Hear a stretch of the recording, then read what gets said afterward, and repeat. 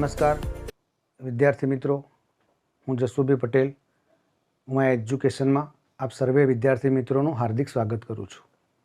ધોરણ 12 સામાન્ય પ્રવાહ, વિષય મનોવિજ્ઞાન, પ્રકરણ 3 બુદ્ધિ. તો એમાં આપણે બુદ્ધિની વ્યાખ્યાઓ તેમજ એના સ્વરૂપની ચર્ચા એ પ્રશ્ન આપણે પૂરો કર્યો.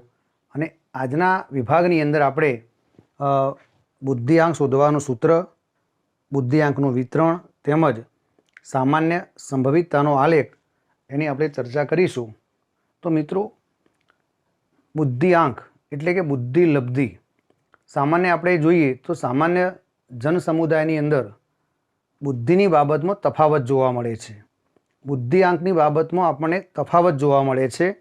તો બુદ્ધિઆંક શોધવાનું સૂત્ર પ્રશ્ન પૂછાય કે બુદ્ધિઆંક શોધવાનું સૂત્ર સૌ પ્રથમ કોને આપ્યું?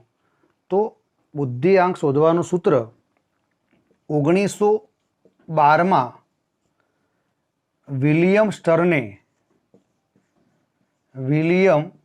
સ્ટર્ને દર્શાવ્યું. સૌ પ્રથમ બુદ્ધિઆંક શોધવાનું સૂત્ર કોને દર્શાવ્યું? તો 1912માં વિલિયમ સ્ટર્ને. મિત્રો ખાસ તમે યાદ રાખજો, 1912માં વિલિયમ સ્ટર્ને બુદ્ધિઆંક શોધવાનું સૂત્ર દર્શાવ્યું. હવે આપણે સૂત્ર જોઈએ તો એનું સૂત્ર એ પ્રમાણે છે. મિત્રો, બુદ્ધિઆંક શોધવાનું સૂત્ર ઉદાહરણ સહિત સમજાવો. આ પ્રશ્ન મોસ્ટ આઈએમપી બોર્ડની પરીક્ષામાં આ પ્રશ્ન 3 વાર પૂછાયેલો છે વિભાગ સીની અંદર.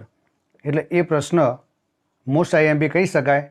તો સૂત્ર આપણે જોઈએ તો બુદ્ધિ લબ્ધિ એટલે કે બુદ્ધિઆંક આઈક્યુ બરાબર માનસિક વય ભાગ્યા શારીરિક વય ગુણ્યા 100. આ માનસિક વય એને વિદ્યાર્થી મિત્રો, માનસિક વય એને અંગ્રેજીમાં આપણે MA અને શારીરિક વયને CA લખી શકાય ગુણ્યા 100. તો એનું સૂત્ર છે બુદ્ધિ લબ્ધિ બરાબર બુદ્ધિ લબ્ધિને બુદ્ધિઆંક કહી શકાય બરાબર માનસિક વય ભાગ્યા શારીરિક વય ગુણ્યા 100. મિત્રો ખાસ તમારે યાદ રાખવાનું, સૂત્રમાં ભૂલ ન થાય. પ્રશ્ન મોસ્ટ આઈએમપી માનસિક વય ભાગ્યા શારીરિક વય ગુણ્યા 100. હવે આપણે ઉદાહરણ જોઈએ તો ઉદાહરણ કે દાખલા તરીકે આ પ્રશ્ન ઉદાહરણ સહિત પૂછાય પરીક્ષામાં. તો એનું ઉદાહરણ એ પ્રકારે છે કે એક 10 વર્ષના બાળકની માનસિક વય 10 વર્ષના બાળકની માનસિક વય 8 વર્ષની છે. 8 વર્ષની છે. તેનો બુદ્ધિઆંક શોધો. તેનો બુદ્ધિઆંક શોધો. તો મિત્રો આ રકમ આપણે સૂત્રમાં મૂકીશું કે અહીંયા લખવાનું કે બુદ્ધિ લબ્ધિ બરાબર 10 વર્ષનું બાળક એની માનસિક વય 8 વર્ષની. તો 8 વર્ષ માનસિક વય, 10 વર્ષનું બાળક એટલે એની શારીરિક વય અને ગુણ્યા 100. અહીંયા 10 ગુણ્યા 8 બરાબર 80 એનો બુદ્ધિઆંક આવે. તો એનો જવાબ આવે 80. તો આ સૂત્ર ઉદાહરણ સહિત સમજૂતી આપવાની. કોઈક વાર મિત્ર પ્રશ્ન એવો પૂછાય કે બાળકની માનસિક વય અને શારીરિક વય બંને સરખી હોય તો એનો બુદ્ધિઆંક કેટલો? તો મિત્રો એનો જવાબ આવશે 100. આપણે ઉદાહરણમાં જોઈએ કે માનસિક વય અને શારીરિક વય બંને સરખી હોય તો એનો જવાબ કેટલો આવે? તો 100. દાખલા તરીકે 10 વર્ષનું બાળક અને એની માનસિક વય પણ 10 વર્ષની છે તો એનો બુદ્ધિઆંક કેટલો આવે? 100 આવે. પ્રશ્ન પૂછાય તો તમારે યાદ રાખવાનું. તો આ બુદ્ધિઆંક શોધવાનું સૂત્ર. હવે આપણે જોઈએ કે બુદ્ધિની જે વિવિધ કક્ષાઓ છે એ કક્ષાઓને આધારે બુદ્ધિઆંકનું વર્ગીકરણ કોને કર્યું? તો બુદ્ધિની વિવિધ કક્ષાઓ, અલગ અલગ પ્રકારની કક્ષાઓના આધારે બુદ્ધિઆંકનું વર્ગીકરણ પ્રાધ્યાપક ટર્મેને કર્યું. પ્રશ્ન પૂછાય કે બુદ્ધિઆંકનું વર્ગીકરણ કોને કર્યું? તો મિત્રો જો વર્ગીકરણ પૂછાય તો વર્ગીકરણ કરનાર પ્રાધ્યાપક ટર્મેન. યાદ રાખજો, સૂત્ર પૂછાય તો વિલિયમ સ્ટર્ને. અને બુદ્ધિઆંકનું વર્ગીકરણ કોને કર્યું? તો પ્રાધ્યાપક ટર્મેને કર્યું. તમે નોટબુકની અંદર આ પ્રશ્ન એની નોંધ કરજો કે બુદ્ધિઆંકનું સૂત્ર સૌપ્રથમ 1912માં વિલિયમ સ્ટર્ને સૂત્ર શોધ્યું હતું. સૂત્ર માનસિક વય ભાગ્યા શારીરિક વય ગુણ્યા 100. આ ઉદાહરણ તમે નોંધી લેજો. અને બુદ્ધિઆંકનું વર્ગીકરણ કોને કર્યું? તો પ્રાધ્યાપક ટર્મેને કર્યું. તો મિત્રો હવે આપણે બુદ્ધિઆંકનું વિતરણ એ જોઈએ. તો બુદ્ધિઆંકનું વિતરણ એ પ્રશ્ન પણ મોસ્ટ આઈએમપી. તમે બરાબર ધ્યાન રાખજો તો તમને પ્રશ્ન બિલકુલ સરળતાથી યાદ રહી જશે. તો બુદ્ધિઆંકનું વિતરણ આપણે એની વાત કરીએ તો બુદ્ધિઆંકના વિતરણનું કોષ્ટક છે. બુદ્ધિઆંક વિતરણનું કોષ્ટક, બુદ્ધિઆંક વિતરણનું કોષ્ટક. તો એનું કોષ્ટક આપણે જોઈએ. તો આ કોષ્ટક એ મંદ બુદ્ધિથી લઈ અને પ્રતિભા સંપન્ન એટલે પ્રતિભાશાળી બુદ્ધિઆંક સુધી દર્શાવવામાં આવે છે. મિત્રો આ કોષ્ટકની અંદર આપણે જોઈએ તો બુદ્ધિ કસોટીના આધારે સામાન્ય જે સરેરાશ જે લોકો હોય તો એ લોકોને અલગ અલગ પ્રકારની વયના જે માણસો હોય એમને બુદ્ધિ કસોટીના આધારે એમનું અલગ અલગ બુદ્ધિઆંકમાં એનું વિતરણ કરવામાં આવેલું છે. અહીંયા આપણે એક કોષ્ટક દ્વારા આપણે એની જાણકારી મેળવીશું. તો સર્વપ્રથમ બુદ્ધિઆંક, પછી અહીંયા વર્ણન અને અહીંયા એવા લોકોની ટકાવારી કેટલી છે એટલે ટકાવારી. બરાબર ધ્યાન આપજો. તો બુદ્ધિઆંક, વર્ણન અને ટકાવારી. તો પહેલાં હું બુદ્ધિઆંક બોલી જાઉં. 70થી નીચે, 70થી 79, 80થી 89, 90થી 109, 110થી 119, 120થી 130 અને 130થી વધુ. મિત્રો વારંવાર રિવિઝન કરવાથી પ્રશ્ન તમને વ્યવસ્થિત આવડી જશે. તો 70થી નીચે બુદ્ધિઆંક, 70થી નીચે, 70થી 79, 80થી 89, 90થી 109, 110થી 119, 120થી 130 અને 130થી વધુ. આ રીતે બુદ્ધિ કસોટીના આધારે બુદ્ધિઆંકનું વિતરણ કરેલ છે. 70થી નીચે, 70થી 79, 80થી 89, 90થી 109, 110થી 119, 120થી 130 અને 130થી વધુ. આ પ્રશ્ન આમ તો હજુ થોડીક વાર છે એટલે મીન્સ કે પ્રશ્ન થોડોક પાછળ આપેલો છે, પણ આપણે સામાન્ય સંભવિતતાનો આલેખ જો સમજાવવો હોય તો આ વિતરણ સમજાવવું જ પડે, તો જ એ સામાન્ય સંભવિતતાનો આલેખ આપણે બરાબર જાણી શકીએ. હવે જોઈએ તો બિલકુલ તમે ધ્યાન આપજો તો તમને એનું વર્ણન અને ટકાવારી બંને તમને વ્યવસ્થિત યાદ રહી જશે. હવે આપણે એનું વર્ણન જોઈએ. તો વર્ણન કઈ રીતે કરવામાં આવે એની ચર્ચા આપણે કરીએ. તો મિત્રો બિલકુલ સરળ કે 70થી નીચે એને માનસિક પડકારરૂપ કહેવાય. માનસિક પડકારરૂપ. એને માનસિક પછાત પણ કહી શકાય. એને મંદબુદ્ધિપણું પણ કહી શકાય. જે વ્યક્તિનો બુદ્ધિઆંક 70થી નીચે હોય એને માનસિક પછાત કહેવાય, માનસિક પડકારરૂપ કહેવાય અને એને મંદબુદ્ધિપણું પણ કહી શકાય. અને એવા લોકોનું પ્રમાણ 2.20% છે. મિત્રો મંદબુદ્ધિના માણસોનું પ્રમાણ એ સરેરાશ લોકોમાં બહુ ઓછું હોય છે. 2.20%.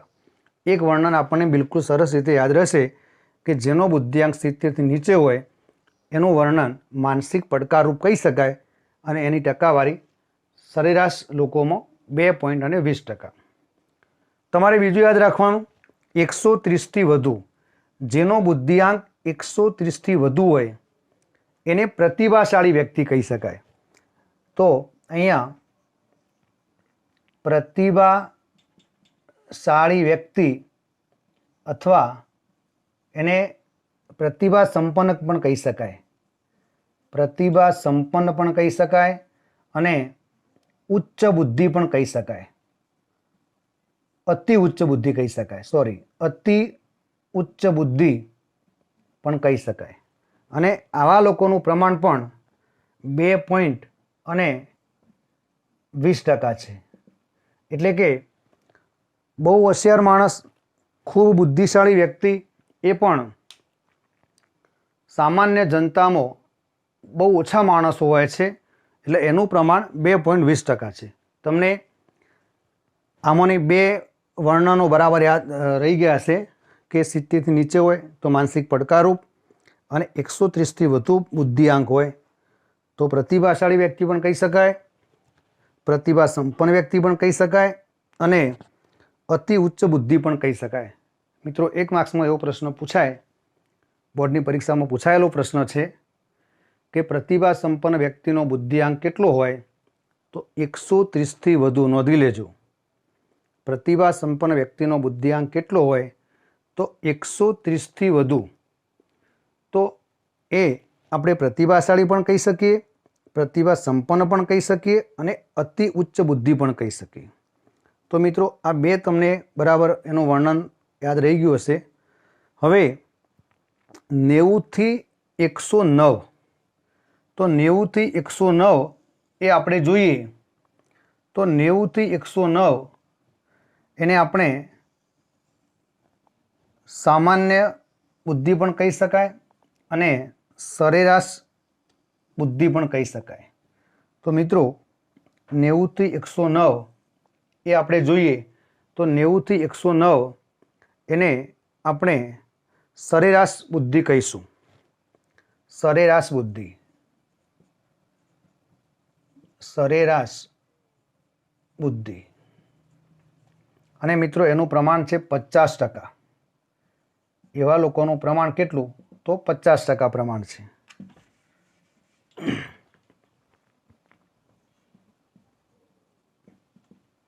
હવે આ ત્રણ તમને બરાબર યાદ રહી ગયા હશે.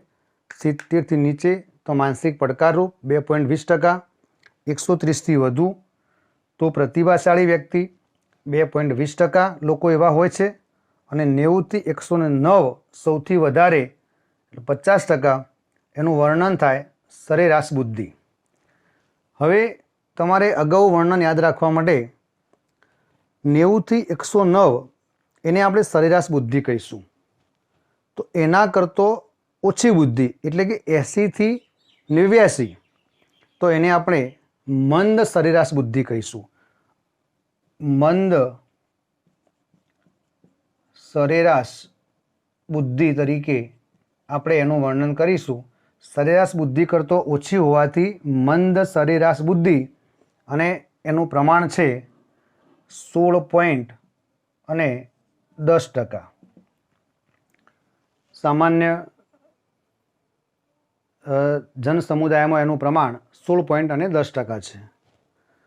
હવે 90થી 109 સરેરાશ બુદ્ધિ તો એના કરતો વધુ 110થી 119 તો આપણે એને તેજસ્વી અથવા મંદ સરેરાશના વિરુદ્ધમાં આપણે જોઈએ તો એને તેજ સામાન્ય બુદ્ધિ તરીકે ઓળખવામાં આવે અથવા ઉચ્ચ સરેરાશ બુદ્ધિ એવું કહીશું. ઉચ્ચ સરેરાશ બુદ્ધિ અને એનું પ્રમાણ પણ 16.10%. હવે આપણે 70થી 79 અને 120થી 130 તો 120થી 130 તો એ અતિ ઉચ્ચ બુદ્ધિ કરતો થોડીક એનું પ્રમાણ ઓછું છે માટે આપણે એને ઉચ્ચ બુદ્ધિ કહીશું. ઉચ્ચ બુદ્ધિ તરીકે એનું વર્ણન કરીશું અને એનું પ્રમાણ છે 6.70%. એવા લોકોનું પ્રમાણ 6.70%. ઉચ્ચ બુદ્ધિ. ઉચ્ચ બુદ્ધિ એટલા માટે કે અતિ ઉચ્ચ બુદ્ધિ કરતો ઓછી હોવાથી આપણે તેને ઉચ્ચ બુદ્ધિ તરીકે ઓળખીશું. હવે 70 થી 79, તો 70 થી 79 બુદ્ધિ એ 70 થી નીચે એટલે કે માનસિક પડકારરૂપ એની બોર્ડર ઉપર છે, તો એટલે કે એની સીમા ઉપર છે. તો એને આપણે એનું વર્ણન કરીશું કે સીમાવર્તીય બુદ્ધિ. સીમાવર્તીય બુદ્ધિ તરીકે આપણે ઓળખીશું અને એનું પ્રમાણ પણ 6.70%. કુલ 100%માંથી બુદ્ધિ કસોટીના આધારે અલગ અલગ પ્રકારનું વિતરણ કરવામાં આવેલું છે. તો આ કોષ્ટક બિલકુલ સરળ છે, તમારે વ્યવસ્થિત એને યાદ રાખવાનું. બુદ્ધિઆંક તો 70 થી નીચે 70 થી 79, 80 થી 89, 90 થી 109, 110 થી 119, 120 થી 130 અને 130 થી વધુ. વર્ણનમાં આપણે જોઈ ગયા કે સૌ પ્રથમ 70 થી નીચે એટલે માનસિક પડકારરૂપ. માનસિક પડકારરૂપ 2.20%. 130 થી વધુ તો પ્રતિભાશાળી વ્યક્તિ, પ્રતિભા સંપન્ન, અતિ ઉચ્ચ બુદ્ધિ 2.20%. 90 થી 109 સરેરાશ બુદ્ધિ 50%. પહેલાં 3 કોલમ યાદ રાખવાના. પછી સરેરાશ કરતો ઓછી એટલે મંદ સરેરાશ, એના કરતો વધુ એટલે ઉચ્ચ સરેરાશ 16.10% બંને. અને 70 થી 79 એટલે સીમાવર્તીય બુદ્ધિ અને 120 થી 130 એટલે ઉચ્ચ બુદ્ધિ. એનું પ્રમાણ બંને બાજુ 6.70%. તો અહીંયા આપણે સામાન્ય આપણને ખ્યાલ આવે કે માનસિક પડકારરૂપ અને પ્રતિભાશાળી લોકો એનું પ્રમાણ 2.20% અને સરેરાશ બુદ્ધિ કે સમાજમાં જેનું પ્રમાણ સૌથી વધુ જોવા મળે છે તો એવા લોકોનું પ્રમાણ છે 50%. તો આ બુદ્ધિઆંકનું વિતરણ એ 3 માર્ક્સના પ્રશ્નોમાં પૂછાય તો તમે વ્યવસ્થિત લખી શકો. હવે આપણે સામાન્ય સંભવિતતાનો આલેખ એની આપણે ચર્ચા કરીશું. મિત્રો, સામાન્ય સંભવિતતાનો આલેખ, તો પહેલાં તો સામાન્ય સંભવિતતાનો આલેખ કોને કહેવાય? તો એની વ્યાખ્યા છે. તમને પહેલાં હું વ્યાખ્યા સમજાવી દઉં કે એનો આલેખની વ્યાખ્યા એવા પ્રકારની છે કે સામાન્ય સંભવિતતાનો આલેખ કોને કહેવાય? તો જન સમુદાયમાં બુદ્ધિ લબ્ધિનું વર્ગીકરણ દર્શાવતો આલેખ એટલે સામાન્ય સંભવિતતાનો આલેખ. ફરીવાર, જન સમુદાયમાં બુદ્ધિ લબ્ધિનું વર્ગીકરણ દર્શાવતો આલેખ એટલે સામાન્ય સંભવિતતાનો આલેખ. એટલે કે જન સમુદાયની અંદર બુદ્ધિ લબ્ધિ જે આપણે અત્યારે ચર્ચા કરી કોષ્ટકની, એ કોષ્ટક દર્શાવતો આલેખ છે. તો એને સામાન્ય સંભવિતતાનો આલેખ કહી શકાય. અને આલેખ મિત્રો તમારે કદાચ દોરવાનો આવે તો આ પ્રકારે આલેખ બનાવવાનો છે. આ પ્રકારે એ આલેખની તમે રચના કરી શકો. અને આ આલેખે આપણે જોઈએ તો એનું સ્વરૂપ, પ્રશ્ન પૂછાય કે સામાન્ય સંભવિતતાનો આલેખ, એનો આકાર તો મિત્રો ઘંટાકાર સ્વરૂપનો હોય છે. એટલે કે મંદિરમાં બેલ હોય એ સ્વરૂપનો આ આલેખ હોય છે. આમાં આ પ્રકારે જે આપણે કોષ્ટકની ચર્ચા કરી એ કોષ્ટક એ અહીંયા દર્શાવેલ છે. અહીંયા આપણે જોઈએ તો 70, 80, 90, 100, 110, 120 અને 130. તો અહીંયા 2.20% લોકો, 130 થી વધુ તો 2.20%, 70 થી 80માં 6.70%, અહીંયા 6.70%, અહીંયા 16.10%, આ બાજુ પણ 16.10%, અને આ બંને બાજુ 90 થી 110 તો 50%. તો આ પ્રકારનો આલેખ છે. સામાન્ય સંભવિતતાનો આલેખ પ્રશ્ન પૂછાય તો જન સમુદાયની અંદર બુદ્ધિ લબ્ધિનું વર્ગીકરણ દર્શાવતો આલેખ એટલે સામાન્ય સંભવિતતાનો આલેખ. તો ઘંટાકાર સ્વરૂપનો આલેખ આવે અને એ આલેખ આપણને એવું દર્શાવે છે કે સામાન્ય જન સમુદાયની અંદર મંદ બુદ્ધિ એટલે કે માનસિક પડકારરૂપ અને ઉચ્ચ બુદ્ધિ, અતિ ઉચ્ચ બુદ્ધિ એનું પ્રમાણ સમાજમાં જન સમુદાયમાં 2.20% છે. અને જે સામાન્ય આપણે બુદ્ધિ કહીએ, સરેરાશ બુદ્ધિ, એવા લોકોનું પ્રમાણ સમાજમાં સૌથી વધુ એટલે કે 50% છે. તો મિત્રો, આજના આ વિભાગની અંદર ખૂબ અગત્યનો પ્રશ્ન પર ચર્ચા કરી. બુદ્ધિઆંક શોધવાનું સૂત્ર મેં તમને કહ્યું, ઉદાહરણ સહિત સમજાવો. બોર્ડની પરીક્ષામાં પ્રશ્ન પૂછાયેલો છે 3 વાર, એટલે મોસ્ટ આઈએમપી. બુદ્ધિઆંકનું વિતરણ જે આપણી ચર્ચા કરી એમાંની પણ એક પ્રશ્ન પૂછાયેલો છે. પ્રતિભા સંપન્ન વ્યક્તિનો બુદ્ધિઆંક કેટલો હોય? તો 130થી વધુ. અને સામાન્ય સંભવિતતાનો આલેખ એની ચર્ચા કરી. તો વિદ્યાર્થી મિત્રો, તમને આજનો મારો આ વિડીયો પસંદ થયો હોય તો તમે વિડીયોને લાઈક કરજો, વિડીયોને તમે બીજા બાળકો સુધી પહોંચાડજો, એટલે કે શેર કરજો. અને મારી આ ઉમા એજ્યુકેશન યુટ્યુબ ચેનલને તમે સબસ્ક્રાઈબ કરજો. અને મિત્રો, નવા વિડીયોનું નોટિફિકેશન મેળવવા માટે તમે બેલ આઇકન એને પ્રેસ કરજો, એટલે કે દબાવજો. ધન્યવાદ.